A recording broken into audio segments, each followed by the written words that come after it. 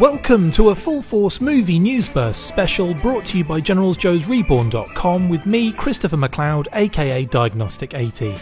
I was lucky enough to get an advanced screening of the Snake Eyes trailer last week, as well as a short Zoom interview with Snake Eyes himself, Henry Golding. We can't post any of the video or audio, so I thought we would talk through the Q&A instead, and don't worry, we will be getting a more in-depth video interview in a few weeks' time, so treat this as a starter before your main course. Let's get involved then, shall we?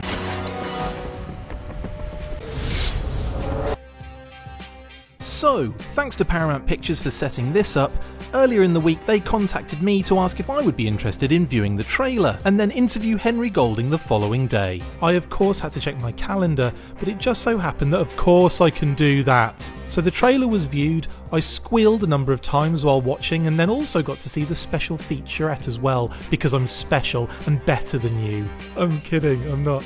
I actually had the Henry Golding on video call for 15 minutes, and in that time I managed to get some really great stuff from the Snake Eyes actor. After fanboying like a noob for the first few minutes and answering one of Henry's questions about what I thought regarding the trailer, I said it was amazing of course, I opened with a question about how he felt that people are finally able to see what the film looks like now, and he stated, "It's such uncertain times. We were meant to go last October, the trailer would have been out, but imagine we'd put the trailer out and you'd had another year to wait.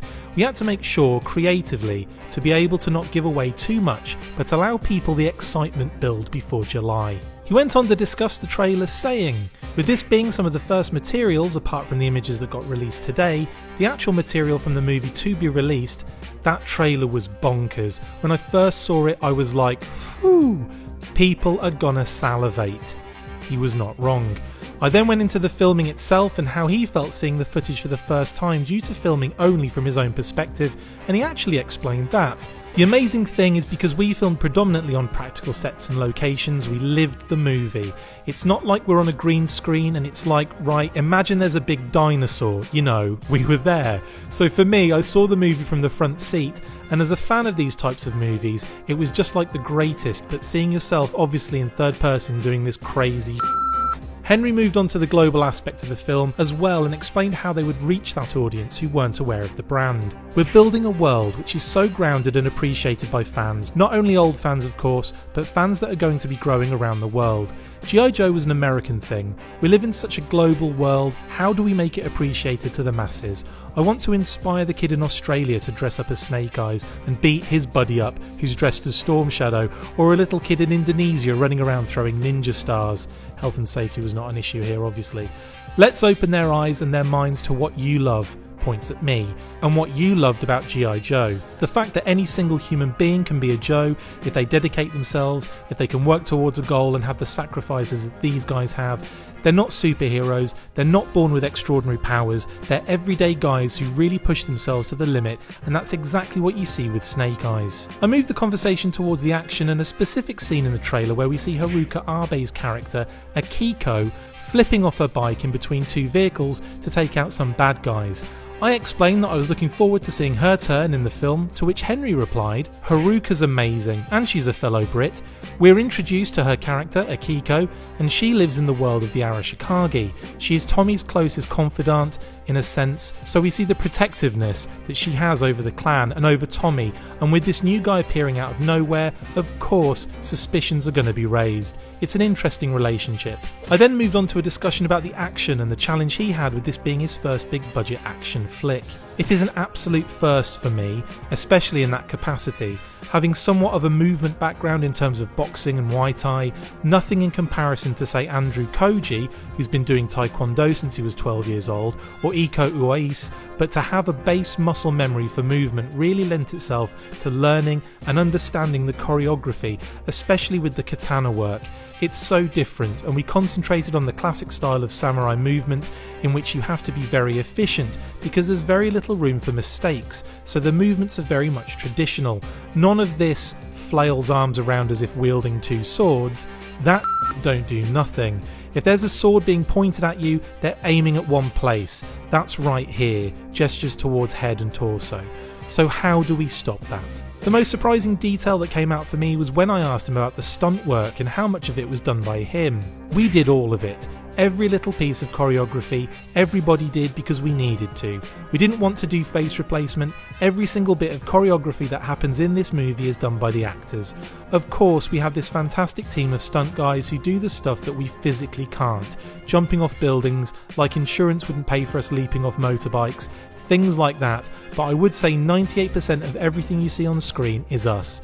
It was at this point I mentioned the image of him flipping with the sword in his hand. No ropes, no nothing, just a strained back. Laughter ensued. My next question centred around filming on location in Japan and whether it adds to the authenticity of the film, to which he responded, 100%. To be able to physically be in the compound for the Arashikage scenes was wholly important because we needed to understand the grandeur of this clan and the gift that Tommy is giving Snake Eyes to be welcomed into it. Not every single person gets to walk through those gates, and not every single person gets to be trained or put to the test by Blind Master and Hard Master. You need a very special invite, and coming from the heir himself, begrudgingly perhaps, people have to obey the young prince's wish. We see those relationships kind of, flare, and maybe not everybody likes Snake. Maybe people question his motivations, and that's what we wanted to try to build. This guy, Snake Eyes, isn't Prince Charming. He's not a cherub. He's done some horrible stuff. But does he make amends? Does he make reason to allow us to thoroughly love the character? That's the journey we're painting. After expressing my delight for Henry and Liv-Lo's beautiful newborn baby, I finished the interview by asking if he got to keep the sword and costume from the movie. Henry surprised me by saying this: "No, because this ain't going to be the last movie we make, so I think they want to make sure it's kept safe. Until I hang up that sheath and mask, I think they're going to keep them safe for me." Boom! Yes, it probably should have been obvious, but there will be more Henry Golding as Snake Eyes going forward, and that is a great thing.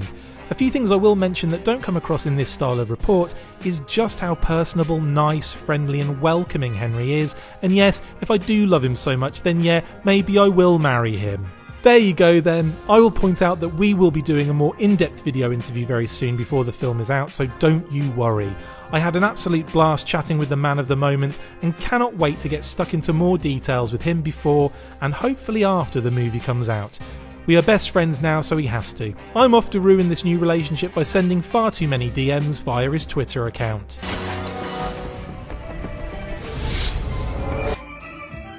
Make sure you get involved with the discussion by liking, sharing and commenting on these videos, and as always you can keep up with the show after listening by following on Twitter @TheFullForce, liking the Facebook page facebook.com/TheFullForce, and if you would like to contact the show you can message us on either of those platforms with feedback and questions. We also have a Patreon page, so if you want to show your support for the show, see your name up in lights on these videos, or enjoy exclusive bonus content, then check out patreon.com/TheFullForce podcast, or click the link on any of the posts this podcast appears in. Full Force.